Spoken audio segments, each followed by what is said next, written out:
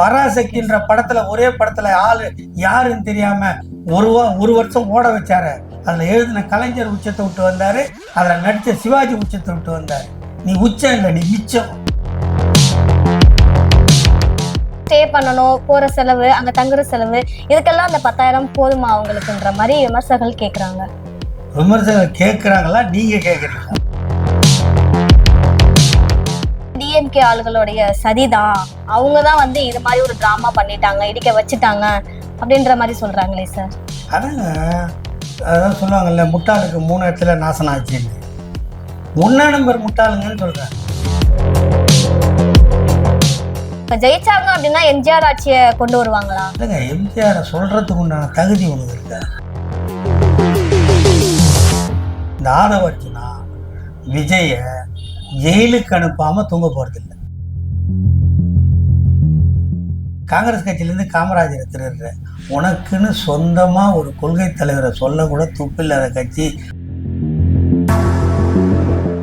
குண்டர்கள்லாம் பவுன்சர்ன்ற பேர்ல வச்சுக்கின்னு மேலே ஏறுறவங்கலாம் தூக்கி போடுற, மேலே ஏறுறதுக்கு பிடிக்கிற கைப்பிடியில கிரீஸ் தடவுற, இப்படி ஒரு கேடுகட்ட அரசியல் நடத்துறவங்க இந்தியாவில் நீங்க பாக்குறீங்களா? நீ கலைஞரை ஹவுஸ் அரெஸ்ட்ல வச்சிருந்தாரு நீங்க சொல்றீங்க. நான் சொல்லல, எடப்பாடி பழனிசாமி அவங்க சொன்னாங்க. உங்க வாயில இருந்தானே வருது. எடப்பாடி பழனிசாமி ஸ்ட்ரைட்டா கேட்டாருன்னா அவருக்கு வேற பதில். தேமுதிகவுக்கு கிட்டத்தட்ட 10 இடங்கள் வந்து டிஎம்கே ஒதுக்கி இருக்கு. கமல் சாருக்கு ஒரு இடம் கூட கொடுக்கலையே.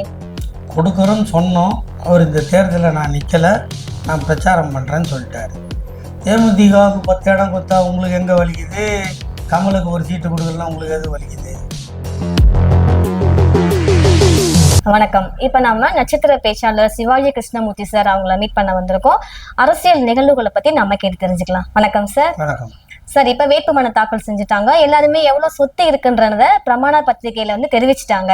அதுல விஜயா இருக்கட்டும், இல்ல ஏடிஎம்கே எல்லாருமே சொல்லிட்டாங்க. விஜய் என்ன சொல்லியிருக்காங்கன்னா, எனக்கு 400 கோடி சொத்து இருக்கு, சொகுசு கார்கள் 7-8 இருக்குது, டிவிஎஸ் மொபைல் கூட வீட்டுல இருக்குன்ற வரைக்கும் சொல்லிட்டாங்க. ஆனா ஸ்டாலின் சார், என் கையிருப்பு 10,000 இருக்கு, நிலம் வந்து திருவாரூர்ல அங்க இருக்குது, என் கையிருப்பு வந்து 10,000 இருக்கு, சொந்தமா வாகனம் கூட இல்லைன்ற மாதிரி சொல்லியிருக்காங்க. இப்ப திருவாரூருக்கு பிரச்சாரத்துக்கு போயிருக்காங்க. இப்ப அங்க ஸ்டே பண்ணணும், போற செலவு, அங்க தங்குற செலவு, இதுக்கெல்லாம் அந்த 10,000 போதுமா அவங்களுக்குன்ற மாதிரி விமர்சகர்கள் கேக்குறாங்க. விமர்சகர்கள் கேட்கறாங்களா, நீங்க கேட்கறீங்களா? எனக்கும் அந்த கேள்வி இருக்கு. இல்ல இல்ல, இப்படி சொன்னீங்கன்னா நான் பதில் சொல்லுவேன். அவன் கேட்கறான், இவன் கேட்கறான், நான் கடுப்பாயிடுது. சொல்லுங்க. புரியுதுங்களா? இது திமுக. அவரோட செலவை, போக்குவரத்தை, வாகனத்தை ஏற்பாடு பண்ண வேண்டியது கட்சியோட வேலை, கட்சியோட தலைவர். கட்சியோட தலைவர் ப்ரோக்ராமை இப்போ எலெக்ஷன் நோட்டிஃபிகேஷன் வந்துருச்சா, இப்போ தலைமையிலேருந்து ஒரு 60 பேரை 70 பேரை கொடுத்துருக்காங்க நட்சத்திர பேச்சாளர்கள்னு சொல்லி. அந்த செலவை கூட நான் கூட்டத்துக்கு போனால் என்னோட செலவு, நான் தங்கிறது, நான் பேசுகிற செலவு, அந்த செலவெல்லாம் தலைமைக்கு வந்துடும். அந்த அறிவிக்காமல் ஒரு பேச்சாளர் போனால் அது கேண்டிடேட்டுக்கிட்ட வரும். அதனால் எங்கள் கட்சி அவரோட செலவெல்லாம் பார்க்குற அளவுக்கு தெம்பாவும் திராணியோடவும் இருக்குது, நிதி நிர்வாகம் நல்லா இருக்குது. அதனால் அதை கட்சி பார்த்துக்கும். அதை பாவம் பார்த்து எதிராளிக்கு சொல்ல வேணாம். இதை முதல்ல தெரிஞ்சுக்க சொல்லுங்கள். ஒரு கட்சின்னா அந்த கட்சி தலைவருக்கு செலவு பண்ணுறதுக்கு கட்சி இருக்குது, அந்த கட்சிக்கு நிதியும் இருக்குது, அவங்க பண்ணுவாங்க. அதுக்காக இந்த திருவாரூர் போனார் பிரச்சாரம் பண்ணுறதுக்கு 10,000 போதுமான்னு கேட்டால் இது நல்ல கேள்வியே இல்லை, முதல் கேள்வியே. தவேக தலைவர் விஜய் திருச்சியில அவங்க வேட்புமனு தாக்கல் செஞ்சாங்க, தொடர்ந்து பிரச்சாரத்துக்கு வந்தாங்க. அப்ப ஆதவர்ஜுனா அவங்களுடைய கார் வந்து ஒரு போலீஸ் மேல தெரியாம இடிச்சிருச்சு. ஆனா இது வந்து டிஎம்கே ஆளுகளுடைய சதிதான், அவங்கதான் வந்து இது மாதிரி ஒரு டிராமா பண்ணிட்டாங்க, இடிக்க வச்சுட்டாங்க அப்படின்ற மாதிரி சொல்றாங்களே சார். அதான் சொல்லுவாங்கல்ல, முட்டாளுக்கு 3 இடத்துல நாசனம் ஆச்சுன்னு. 1 நம்பர் முட்டாளுங்கன்னு சொல்றேன். போலீஸு கிட்ட வரலன்னா அவங்க வழி பண்ணி கொடுத்துருந்தா நாங்கள் சீக்கிரம் போயிருப்போம். போய் வழி பண்ணி கொடுக்க அந்த தொண்டரெல்லாம் விளக்கினா தொண்டர் மேலே கை வைக்காதேன்னுவார். காரு வாங்காரு போலீஸ் மேலே இச்சிச்சு. நம்மளே சரியாக வந்து இப்போ நம்ம வண்டி ஓட்டுறோம், 2 வீலர் ஓட்டுறோம், நம்ம வண்டி ஒரு மேலே பட்டு அவரே தப்பாக வந்திருக்கலாம், பார்க்காம வந்திருக்கலாம். நம்ம வண்டி மேலே பட்டுட்டா நம்ம என்ன சொல்லணும்? சாரிங்க, தெரியாமல் பட்டுச்சு, உங்களுக்கு ஆகிற செலவை நான் பார்த்துக்கிறேங்க அப்படி சொல்லணும். உன் காரில் ஊற்றின இடிப்பை அவனுக்கு கை கால் உடையும். ஆனால் இதுக்கும் திமுக தான் காரணம்னா இது எந்த நாட்டில் நடக்கிற விஷயம்? அதான் மொத்தத்தில் நான் சொல்ல வர்றது என்னன்னா, இந்த ஆதவர்ஜுனா விஜய ஜெயிலுக்கு அனுப்பாமல் தூங்க போகிறதில்லை. அது நிச்சயம் நடக்கும், சத்தியமாக நடக்கும். ஆனா விஜய் சார் வந்து நான் எம்ஜிஆர் ஆட்சியை திரும்ப கொண்டு வருவேன், எம்ஜிஆர் எப்படி மதுரையில நின்று ஜெயிச்சாங்களோ அது மாதிரி நான் மதுரையில தான் என்னுடைய கூட்டத்தை நான் ஆரம்பிக்கிறேன்னு சொல்லி அங்க பிரம்மாண்ட மாநாடு எல்லாம் போட்டு பேசினாங்க. எம்ஜிஆர் ஆட்சியை நான் திரும்பி கொண்டு வருவேன். இப்ப திருச்சியில கூட பாத்தீங்கன்னா பின்னால எம்ஜிஆர் சாருடைய சிலை இருக்கும், அவங்க ஃப்ரேம் அப்படிதான் இருந்துச்சு. எம்ஜிஆர் சார் எப்படி கை காட்டுறாங்களோ அதே மாதிரிதான் விஜய் அவங்களும் கை காமிச்சு வந்து போட்டிருந்தாங்க. சோ இவங்க ஜெயிச்சாங்க அப்படின்னா எம்ஜிஆர் ஆட்சியை கொண்டு வருவாங்களா? இல்லைங்க, எம்ஜிஆர் சொல்றதுக்கு உண்டான தகுதி உனக்கு இருக்கா? இப்போ 2 வருஷத்துக்கு முன்னாடி தானேங்க கட்சிக்கு வரப்போறேன்னு சொல்லி தாங்க அந்த மாணவர்களுக்கு காசு கொடுக்க ஆரம்பிச்சேன். இலங்கை தமிழர் பிரச்சனைக்கு பணம் கொடுக்கடா பாவின்னா மனோகரம்மா ஆட்சி 1 லட்சம் கொடுத்தது. Okay sir. ரசிகர் மன்றத்து சார்பில் 5000 கொடுத்த படுவாவி. நீ தனிப்பட்ட முறையில் பணம் கொடுக்கல. அப்படிப்பட்ட ஆள் நீ எம்ஜிஆரை சொல்ற? அவரால் இன்னைக்கு வளர்ந்தவன், அவரால் வாழ்ந்தவன். நீ திருச்சிக்கு போனல, திருச்சியில் சின்ன மிளகு பாறைன்னு ஒரு இடம் இருக்குது. அங்கே ராஜேந்திரன் ஒருத்தன் தன் கால்கள் விளங்காத தன் தங்கச்சிக்கு வாழ்வு தேடி இதே திருச்சி எம்ஜிஆர் கூட்டத்தில் 2.5 கிலோமீட்டருக்கு முன்னாடி உட்காந்துக்கிறவனை கண்டுபிடிச்சி எடுத்து அவனுக்கு வந்து விதைகள் பண்ணைகளில் வேலை கொடுத்து அவன் குடும்பத்தை வாழ வச்சு நீ சிறப்பாக இருக்குது. அவர் ஏழையோட ஏழையாக மக்களோட மக்களாக வாழ்ந்து 20 வருஷம் திமுகவில் பயணித்து எம்எல்ஏவா, கட்சியோட பொருளாளராக, சிறுசேமிப்பு குழு தலைவராக இருந்து தாம் கஷ்டத்தை சொல்லி சாப்பாட்டுக்கு நான் எப்படி கஷ்டப்பட்டேன், அதனால தான் சத்துணவு போட்டேன், இப்படிலாம் சொல்லி வந்தவர். நீ சொகுசு வாழ்க்கைக்காரன். அதனால் வெயில் இப்போ பிரச்சாரம்னு வர எல்லாரும் அந்த வெயில் தாழ்ந்த உடனே ஜனங்களுக்கு தொல்லை கொடுக்காம தானே பிரச்சாரம் பண்ணுறாங்க. நீ அந்த வெயில் இறங்கும் போதே வீட்டுக்குள்ளே போய் பூந்துடணும்னு நினைக்கிற நீயும். விடிய கூட்டம் கேட்பான், தொண்டை காத்துன்னு இருப்பான். விடிய காலையில் 4 மணி ஆனாலும் பரவாயில்ல போகலான்னு எம்ஜிஆர் நீயும் ஒன்றா. அதுக்கும் உனக்கும் சம்மந்தமே இல்லை. இப்போ தேர்தலுக்காக அந்த பேரை சொன்னால் 4 பேர் ஓட்டு போடுவான்னு. அப்போ கூட நீ அதுக்கு அவர் பேரை சொல்ல ஒரு கட்சி இருக்குது, அவர் உருவாக்கின கட்சி அதே பேரில் இருக்குது. அவங்ககிட்டேருந்து எம்ஜிஆரை திருடுற, எங்ககிட்டேருந்து அண்ணாவை திருடுற, காங்கிரஸ் கட்சியிலேருந்து காமராஜரை திருடுற. உனக்குன்னு சொந்தமாக ஒரு கொள்கை தலைவரை சொல்ல கூட துப்பில்லாத கட்சி. அப்புறம் அவர் எம்ஜிஆர் மாதிரி வருவாரா போவாரான்னு என்ன கேட்டா? இல்ல சார், எம்ஜிஆர் அவர்களும் உச்சத்துல நடிச்சுட்டு இருக்கும்போது உச்சத்துல இருந்து தான் வந்து அரசியலுக்கு வந்தாங்க. அதே மாதிரி விஜயும் உச்சத்துல இருந்து வந்திருக்காரு. எம்ஜிஆர் அவர்களுக்கும் கூட்டம் மாநாடு எல்லாம் நடக்கும்போது கூட்டம் பயங்கரமா கடல் அலை போல வந்து கூடுனுச்சு அப்படின்னு நான் வந்து கேள்விப்பட்டிருக்கேன். இப்ப வந்து விஜய் அவங்களுக்கும் வந்து இவ்வளவு கூட்டம் வந்து கூடுது இல்ல, கட்டுக்கடங்காத கூட்டம் வந்து அடக்க முடியாத அளவுக்கு கூட்டங்கள் வந்து கூடுது. இதை வச்சு கம்பேர் பண்ணி பார்க்கும்போது ஒருவேளை அவர் ஜெயிச்சிட்டாரு அப்படின்னா எம்ஜிஆர் ஆட்சியை தருவாரா அப்படின்னு உங்கள்கிட்ட கேட்டு தெரிஞ்சு. எம்ஜிஆர் திருப்பரங்குன்றத்துல கட்சி ஆரம்பிக்கும் போது எவனா ஸ்பீக்கர் பாக்ஸ் மேல ஏறினானா, எவனா டிரான்ஸ்பார்மர்ல குரங்கு மாதிரி தொங்குனானா, நீ இறங்கு குரங்கு நீ இறங்கு நான் முத்தம் தரேன்னு எம்ஜிஆர் யாருன்னா சொன்னாரா? இது வந்து அண்ணா திமுகலே நடந்தா அடுத்து மைக்கில் தலைவர் என்ன சொல்லுவார் தெரியுமா? எங்கள் தலைவர் அந்த யார் ஏறுறான் அவனை பாருங்க, அவன் எந்த மாவட்டத்தை சேர்ந்தவன், என்ற ஒன்றியத்தை சேர்ந்தவன், அவனை இம்மிடியேட்டாக கட்சி விட்டு நீக்குன்னு மைக்கில் சொல்லுவாங்க. இவர் அதை என்கரேஜ் பண்ணுறார். இறங்கு நான் முத்தம் கொடுக்குறேன் அப்படின்னு சொல்கிறார். அதனால் எம்ஜிஆருக்கு இவருக்கும் ஒரே 1% ஒட்டாதுப்பா. எம்ஜிஆர் வேற, இவர் வேற. அவர் பின்னாடி திறந்தவெல்லாம் திமுகவில் வேலை பார்த்து தேர்தல் பணியாற்றி எம்ஜிஆரை ஜெயிக்க வச்சு அதுக்கப்புறம் அரசியல் வசப்பத்தவனும். Okay sir. கட்சி ஆரம்பிச்சா நான் தான் சொல்றேன், முதல்ல கட்சி ஆரம்பிச்சா ஸ்ட்ரக்சரை ஃபார்ம் பண்ணு, ஒவ்வொரு ஊருக்கும் போய் ஆளை திரட்டு, அவனை பக்குவப்படுத்து, அவனோட கொள்கை தலைவர்கள் யாருன்னு சொல்லு. நீங்க தான் பாக்குறீங்களா கொள்கை தலைவர்களை பத்தி என்ன சொல்றேன்னா அதெல்லாம் எங்களுக்கு தெரியாது, விஜய் அண்ணாவை தவிர வேற யாரும் தெரியாது சொல்றானா இல்லையாங்க? அவங்க என்ன அரசியல் வாய்ப்படலாம், அதனால சீட்டு ஜெயிப்பேன்னு கேட்டா ஒரு 30-40 சீட்டு ஜெயிப்போங்கன்றான். ஆட்சி அமைச்சிருவோம்னா அது போதும் நாங்க ஜெயிச்சிருவோம், ஆட்சி அமைச்சிருவோன்றான். இப்படிப்பட்ட முட்டாள் ஏங்க. எனக்கு பாவமா இருக்குதுங்க அவங்கெல்லாம் பார்த்தா ரொம்ப பாவமா இருக்குது. அதுலயும் அந்த பொண்ணு ஒரு 10th நினைக்கிறேன், 10th பொண்ணு கூட்டுறவன் சொல்லியிருந்தாங்க அப்படிலாம் பேசிட்டாரு அந்த பாப்பா. அவங்க அம்மா அப்பாவுக்கு அது மாதிரி ஏற்பாடு பண்ணி தருவாங்களா? யாருன்னா தந்தா சும்மா இருக்குமா? அதெல்லாம் தப்புங்க. அரசியல் படம் முட்டாளா இருக்கிற வரைக்கும் தான் தனக்கு லாபம்னு விஜய் நம்புறாரு. அதனால தான் அவங்களை அப்படியே விட்டுறாரு,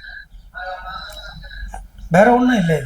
ஓகே சார். இப்ப எம்.கே. ஸ்டாலின் அவங்கள விஜய் வந்து ஸ்டாலின் அங்கிள், ஸ்டாலின் சார் அப்படின்னு சொன்னதுனால நிறைய முட்டுக்கட்டை போடுறாங்க, எங்களை பிரச்சாரம் பண்ணவே விட மாட்டாங்க, விட்டு வெளியில வாங்க பனையூர் பண்ணையாரேன்னு சொல்றாங்க, நான் வெளில வந்தேன்னா என்னை வந்து பிரச்சாரம் பண்ண விட மாட்டாங்க அப்படின்ற மாதிரி அவங்க தரப்புல இருந்து கொஸ்டின்ஸ் வந்து வந்திருக்கு, விமர்சனங்கள் வந்திருக்கு.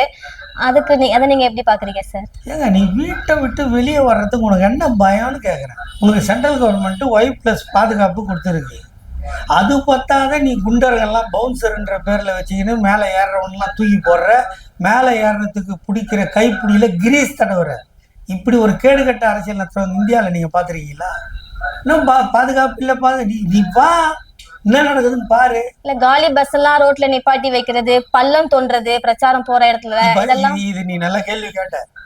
இதே இந்த பாரதி நகர் பஸ் ஸ்டாண்ட் இருக்குல்ல, அன்னைக்கு பேசினார்ல, பள்ளம் தோண்டி வச்சுட்டாங்க, தகடு வச்சாங்க. இப்போ நீ இந்த முடிச்சிட்டு உங்க கேமரா தூக்கிட்டு வாங்க, அந்த பள்ளமும் தகடு சுத்தம் பொய்ங்க. அது என்னோட உணர்ச்சியை கட்டுப்படுத்தி நான் உங்ககிட்ட இல்ல அந்த பள்ளம் தோணுனதுனால பெரம்பூர்ல பண்ண பிரச்சாரம் தடைப்பட்டது இல்லாம அதுக்கு அடுத்து இந்த 3 பிரச்சாரமும் தடைப்பட்டுடுச்சு. திமுக தான் முட்டுக்கட்டையா எங்களுக்கு செயல்படுறாங்க.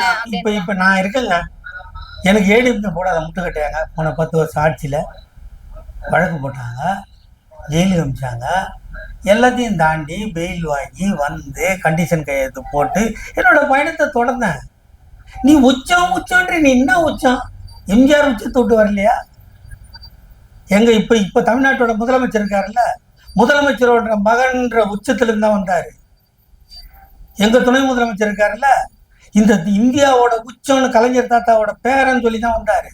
எல்லாரும் அவங்க தகுதிக்கு உச்சத்தை விட்டு வந்திருக்காங்க. நீ என்ன உச்சத்தை விட்டு வந்த? உச்சம்னு பேசினுக்கிற. நீ எத்தனை படம் நடிச்ச? எத்தனை படம் ஓடிச்சு? எத்தனை படம் பிளாப் ஆச்சு? விஜயகாந்த்னு ஒருத்தன் இல்லைன்னா நீ சினிமாவில் தலை காட்டியிருப்பியா? எது உச்சம் உனக்கு? பராசக்தின்ற படத்துல, ஒரே படத்துல ஆளு யாருன்னு தெரியாம ஒரு வருஷம் ஓட வச்சாரு. அதுல எழுதின கலைஞர் உச்சத்தை விட்டு வந்தாரு, அதுல நடிச்ச சிவாஜி உச்சத்தை விட்டு வந்தாரு. நீ உச்சம் இல்லை, நீ மிச்சம். இப்ப சமீப காலமா ரீசெண்ட் டேஸ்ல வந்து ராசா அவங்களுடைய ஆடியோ வெளியாகி எடப்பாடி பழனிசாமி சில கேள்விகள் வந்து கேட்டிருக்காங்க. என்ன அப்படின்னா, நான் வந்து ஜெயில இருந்தப்ப 2 மாசமா என்னை கண்டுக்கல, அதே கனிமொழி அவங்க வந்தப்ப திமுகவே பரபரப்பானுச்சு, அவங்கள வந்து எடுத்தாங்க, இதெல்லாம் பண்ணாங்க. ஸ்டாலின் சார் வந்து கனிமொழி அவங்கள வந்து நம்பவே மாட்டாங்க, சட்டமன்றத்துல என்னைக்குமே விட மாட்டாங்க, அவங்க அப்பாவையே அதாவது கலைஞர் அவர்களையே ஸ்டாலின் அவங்க வந்து கைதியா தான் வீட்டுல வந்து கைதியா தான் வச்சிருந்தாங்க. கடைசி காலங்கள்ல அவங்களுக்கு எந்த உரிமையும் கொடுக்கல, கைதியா தான் வச்சிருந்தாங்க. அதே மாதிரி தனது தங்கை கனிமொழி அவங்கள என்னைக்குமே நம்ப மாட்டாங்க, சட்டமன்றத்துல அவங்களுக்கு இடம் கொடுக்க மாட்டாங்க அப்படின்னு ராசா அவங்களே சொல்லியிருக்கிறாங்க அப்படின்ற மாதிரி எடப்பாடி பழனிசாமி இப்ப சொல்லியிருக்கிறாங்க பரப்புரையின் போது. அதை பத்தி உங்களுடைய கருத்து சார்? என்ன இதை பத்தி கட்சி கதையாட்ட கேட்டு என்ன பிரயோஜனம்? அதுக்கு என்ன பொறுப்பு இல்ல ஸ்டாலின் இல்லைங்க, இது இப்படித்தானே சொல்றாங்க. ஸ்டாலின் சாருக்கு 3வது சீட்ல கனிமொழி உட்கார்றாங்களா இல்லையா? துணை பொதுச் செயலாளர். ஆனா சட்டமன்றத்துல அவங்களுக்கு அவங்க பார்லிமெண்ட்டுக்கு போகணும்னு நாங்க நினைக்கிறோம், அங்க டெல்லிக்கு ஒரு ஆள் எங்களுக்கு போகணும்னு நினைக்கிறோம், அங்க வச்சிருக்கோம், தேவைப்பட்டா இங்க கூடுவோம். இப்ப விசிக தலைவர் நாடாளுமன்றத்துல இருந்து அவரை நாங்க வாழணும். அது மாதிரி கனிமொழி அவர்களுக்கு வந்து அது எங்களுக்கு நீங்க உத்தரவு போட முடியாது, எடப்பாடி பழனிசாமி போட முடியாது. நீங்க அப்பாவையே கைதியா வச்சிருந்தாங்க, ராமதாஸ் மாதிரி கொலை பண்ண போனோம் நாங்க, அன்புமணி மாதிரி. இப்படி ஒரு புள்ள போந்துச்சு, இப்ப அழுவுறன்னு சொன்னார், அதை நாங்க பண்ணோம். அப்பனுக்கு 2வது பொண்டாட்டி இருக்கிறத படம் பிடிச்சி போட்ட பிள்ளையாவ நாங்க இருந்தோம். அவர் உடல்நிலை சரியில்லை, அவர் அதே எனர்ஜியோட மறுபடியும் போகணும் வெளியே பார்க்கணும், ஜனங்களை பார்க்கணுன்னாரு. அது மாதிரி வந்தால் இன்ஃபெக்ஷன் ஆகிட போகுதுன்னு சொல்லி பாதுகாப்பாக வச்சுருந்தோம். அது எங்கள் கட்சி விஷயம், எங்கள் கட்சி தலைவர் அன்புமணி மாதிரி அவங்க அப்பா உயிரோடு இருக்கும்போதே இந்த பதவி என்கிட்ட குத்துரு நாங்கள் பிடுங்கணும். அவர் உயிரோடு இருக்கிற வரைக்கும் அவர் தான் தலைவர். இன்றைக்கும் இப்போ சொல்கிறாங்கல்ல ஏடிஎம்கே அம்மாவோட ஆட்சி, நாங்கள் அம்மாவோட பிள்ளைரு. அம்மாவும் வரல, அந்த 4.5 வருஷம் ஆட்சியில் இருந்தாங்கல்ல, எத்தனை அடையாளங்களை உருவாக்கியிருக்காங்க. நீ கலைஞரை ஹவுஸ் அரெஸ்ட்ல வச்சிருந்தாரு நீங்க சொல்றீங்க, நான் சொல்லல. எடப்பாடி பழனிசாமி அவங்க சொன்னாங்க, உங்க வாயில இருந்தானே வருது. எடப்பாடி பழனிசாமி ஸ்ட்ரைட்டா கேட்டாருன்னா அவருக்கு வேற பதில், உங்களுக்கு வேற பதில். எடப்பாடி பழனிசாமிக்கு நான் பதில் சொல்லணும்னா அது வெளியே போய் கூட்டத்துக்கு போகும்போது சொல்லுவேன், அது வேற மாதிரியா இருக்கும். கேட்கறது நீங்க, அதனால உங்களுக்கு பதில். அடைச்சி வச்சிருந்த ஐயா கலைஞர் பேரால தான் இன்னைக்கு நூலகம் இருக்கு, ஏறுதழுவுகள் கூட இருக்கு, அவர் பேரால பாலங்கள் இருக்கு, எல்லா திட்டத்துக்கும் அவர் பேர் இருக்கு. ஆனால் நீங்கள் போலியா அம்மாவின் பெயர்னு சொல்லிட்டு இந்த 4.5 வருஷத்தில் ஒன்றும் செய்யலை. அதுவே ஏடிஎம்கே 8வது வயசுல ஜெயலலிதாவுக்கு செலவு வச்சுட்டு இது இவங்கள போல இருக்குது, அவங்கள போல இருக்குது, 6 விரலாகுதுலாம் ஊர் சொல்லிச்சு. அதனால் உங்கள் வீட்டை பாருங்கள், சுத்தம் பண்ணுங்கள், கும்பை கூலம் தும்பு தூசி எல்லாத்தையும் தொடங்க. எல்லா கட்சிக்கும் பாடம் எடுக்கிற இடத்துல தான் திமுக இருக்குது, தவிர அடுத்தவங்ககிட்ட பாடம் கேட்குற அளவு திமுக இல்லை. Okay sir. இப்ப கமல்ஹாசன் அவங்க கட்சி ஆரம்பிச்சப்ப கூட இந்த கூட்டத்தின் நாட்டத்தை ஒழிப்பேன் அப்படின்னு எம்ஜிஆர் சார் சாங் வச்சு அந்த கூட்டம் ஆரம்பிச்சு அவங்க ஜெயிக்க முடியல. அதை தொடர்ந்து விஜயகாந்த் அவங்க பிஃபோராவே இந்த மாதிரி டிஎம்கேக்கு ஆப்போசிட்டா வரணும் அவங்களுடைய இதை வந்து தடுக்கணும், அதாவது அவங்களுடைய ஆட்சி இருக்கக்கூடாது அப்படின்ற மாதிரி தான் விஜயகாந்த் சார் அவங்க வந்தாங்க. ஃபர்ஸ்ட் கேப்டன் வந்தாங்க, அப்புறம் கமல் சார் வந்தாங்க. ஆனா இன்னைக்கு அவங்க 2 பேருமே டிஎம்கே கூட்டணியில தான் இருக்கிறாங்க.